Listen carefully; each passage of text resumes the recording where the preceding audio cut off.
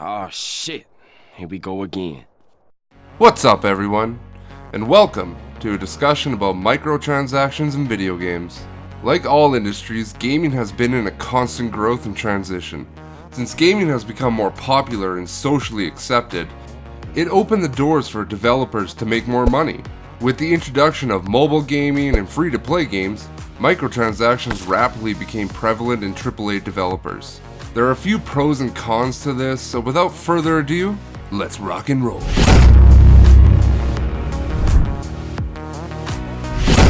With the introduction of microtransactions in games has effectively created 5 different business models. Those models are free-to-play games with microtransactions, full-price games with microtransactions but only for cosmetic items, full-price games with cosmetic loot boxes, full-price games with progression behind a paywall, and finally, full-price games with nothing additive. So let's take a look at the first one, being free-to-play games with microtransactions. This one I can kinda respect to a certain extent. The game is free, so the developers have to make money in one form or another. Back in the day, this was achieved by having cosmetic items in RPGs. However, it quickly took a dark turd of a turn. You guessed it, stupid ass loot boxes, gacha systems, and other gambling schemes. Like seriously, did these dudes just sit around and think, okay fellow assholes, so our main player base is kids. How do we force people with no impulse control to give us their money? Then asshole 2 pipes up and says, you know what would be awesome?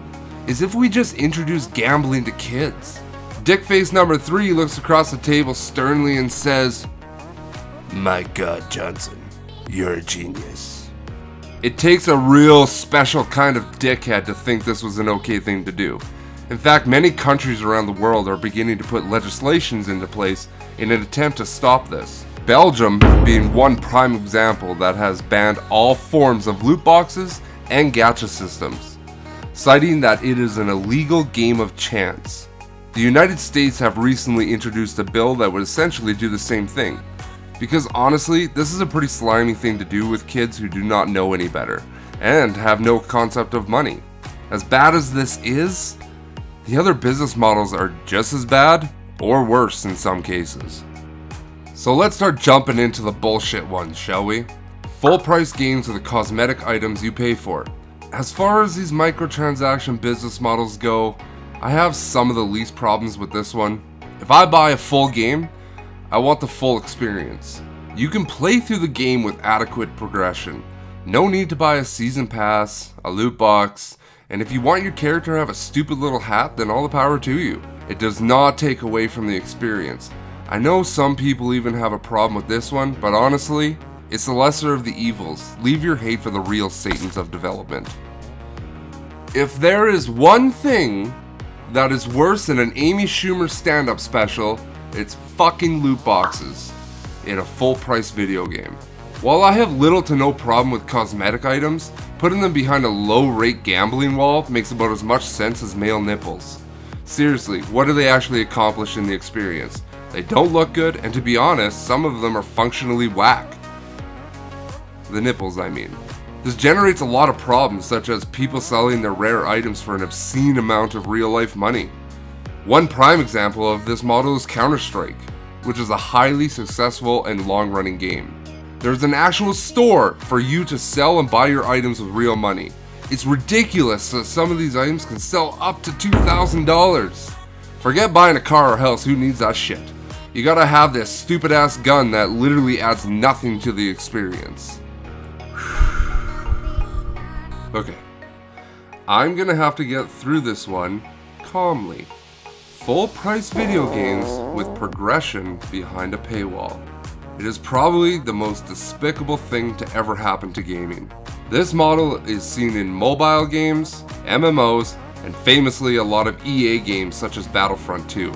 In Battlefront, upon release you either had to play for an obscene amount of time, or you could open shit boxes in hopes that you get what you need. I'm laughing because this is absolutely stupid. Fuck your pride and accomplishment, fuck your season passes, and seriously, fuck you. Well, that didn't work. I'm already super pissed off, so screw it, I'm going rabies on this shit. At what point does it seem like a good idea to sell something at full price, then not let your player base enjoy the game unless they spend more money? That's like ordering a fucking cheeseburger from McDonald's, then when you receive it, it's in a locked box, and you have to pay for the key to unlock the goddamn thing! The thing that angers me the most about this is that they wouldn't do it if it didn't work. Because you have the whales that will drop 10 grand on the game and just don't care. Great job, dipshits. You are literally preying on people who have zero impulse control. Breathe, Dustin, breathe. Goose flapper, goose flapper.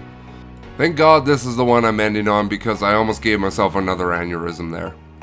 Full price games with no microtransactions. It seems to be that they're way too far and few in between.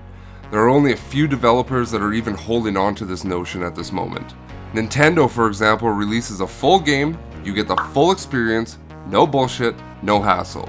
Yes, things like Super Smash Bros. Have additive characters that you can buy. However, these games usually run through the entire course of a console's life, and these updates keep the game fresh. So realistically, I'm fine with that. What's funny is the best games usually do not have microtransactions, because the developers actually care about the game, and it shows. God of War, Horizon Zero Dawn, Sekiro, Pokemon, and Resident Evil, just to name a few. Know why these games stand out? Because instead of trying to make their money from petty things, they just focus on making an amazing game, and people will want to buy it. If you need proof of this, just look at the games who have received Game of the Year in the past, let's say, decade. Notice something? They are for the most part in this category of no micros. So you might ask, yes, but Mr. Cattablah man, how do we stop this? The Titans are just going to do what they want because they can. To that I have this to say, money talks, my guy. That game that comes out from EA that you think looks cool but has these micros, don't buy it. Don't pre-order it. Heck, with the Game of the Year constantly going to the solid developers that aren't literal garbage, they already know their games aren't up to snuff. Time to show them for real that they suck. I hope you enjoyed this video and that you learned something. If you did enjoy it, please tell us by either liking the video or commenting below. If you really enjoyed it, drop a subscribe as it lets us know we are going in the right direction. Until next time, I will leave you with this. Next time you are about to buy crystals, gems, or loot boxes in a video game, lift your finger off and think for a second. What you are saying is that it's okay for developers that take us for granted. See you in the next one. Toodles!